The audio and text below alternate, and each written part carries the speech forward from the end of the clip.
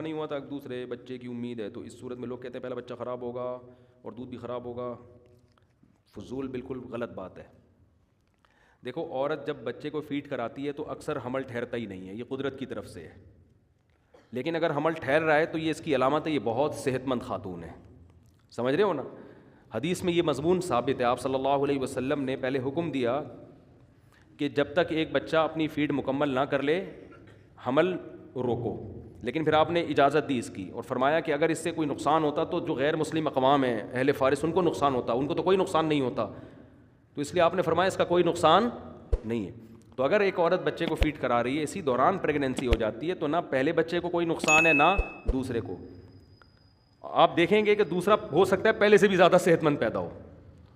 ہاں یہ ضرور ہے کہ عورت یعنی بچے کو جب فیڈ کراتی ہے نا یا حمل سے ہوتی ہے تو اس کی خوراک پر توجہ دینی چاہیے. صرف بیانات سنا دینا کہ بچے زیادہ پیدا کرنے والی جنت میں جائے گی، تو شریعت نے یہ بھی تو حکم دیا ہے نا کہ اس کو کھلانے پلانے پر بھی توجہ دو. اور خوراک کی دو قسمیں، ایک ہوتی ہے کوالٹی والی خوراک، ایک ہوتی ہے کوانٹٹی والی. آپ نے اس کو 6 بریانی کی پلیٹیں کھلا دیں تو خوراک تو پراپر مل رہی ہے، مگر یہ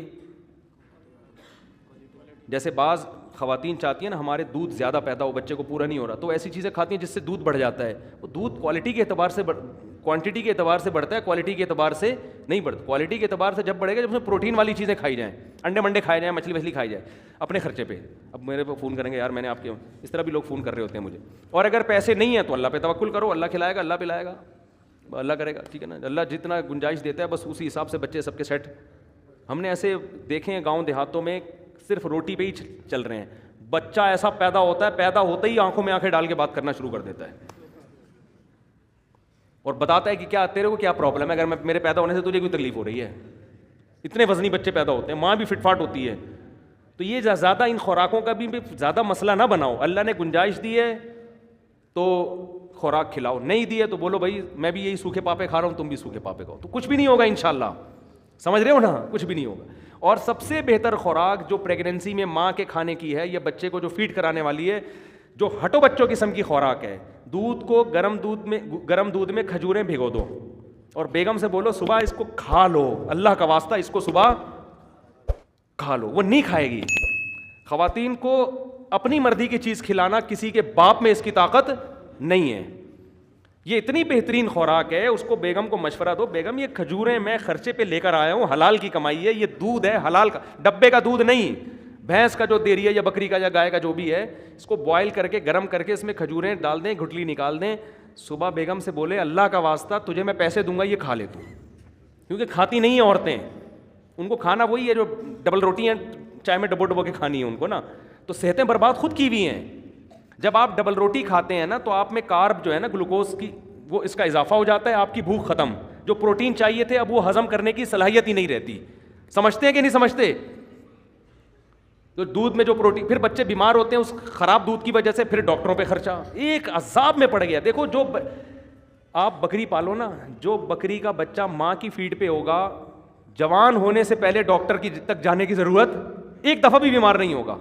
جو بچہ ماں کی فیڈ پر ہو اور ماں کا دودھ صحت مند ہو، وہ صحیح چیز کھا رہی ہو، ڈبل روٹیاں پاپے نہ کھا رہی ہو، تو وہ بچہ بیمار نہیں ہوتا. اگر ہو رہا ہے اس کا مطلب خرابی کہاں آ رہی ہے؟ فیڈ میں خرابی ہے. یا تو دودھ نہیں مل رہا اس کو، یا ڈبے کا لگوایا ہوا ہے، یا دودھ تو ہے مگر وہ دودھ اس قابل نہیں ہے کہ بچے کی کمی پوری کرے. وہ دودھ جو ماں کھائے گی وہی دودھ بنے گا نا. تو پاپے کھا کے جو دودھ بنتا ہے تو بچہ پاپے جیسا ہی ہو جاتا ہے. یہ ذہن میں رکھو. سمجھ رہے ہو؟ تو بات ختم کر جی. اچھا میں بتا رہا ہوں، اس پہ بات کر رہا ہوں ابھی، یہ جلدی سے مکمل ہو جائے نا، یہ بہت اہم امپورٹنٹ ٹاپک ہے.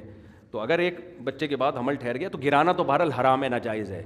روکنے کی اجازت ہے، وقتی طور پر حمل روکا جا سکتا ہے. اور روکا اس بیس پہ جانا، کوئی اگر کہے کہ بھی ایک بچہ ہے فوراً دوسرا، عورتیں 6-7 بچے ہو گئے، سنبھالنا مشکل ہو رہا ہوتا ہے بعض دفعہ، اس بیس پہ اگر کوئی ایک وقفہ کر لیتا ہے تو جائز ہے، اس میں کوئی حرج نہیں ہے. لیکن یہ حمل ٹھہرنے سے پہلے، ٹھہرنے کے بعد اب اجازت نہیں، کیونکہ اللہ نے اس کو حیات اور زندگی کے لیے سلیکٹ کر لیا ہے. جب اللہ نے ایک سلیکٹ کر لیا ہے نا تو اب اس کے آپ نہیں کر سکتے اس کو. وہ ایسے ہی ہے جیسے آپ ایک انسان کو دنیا میں آنے سے روک رہے ہیں.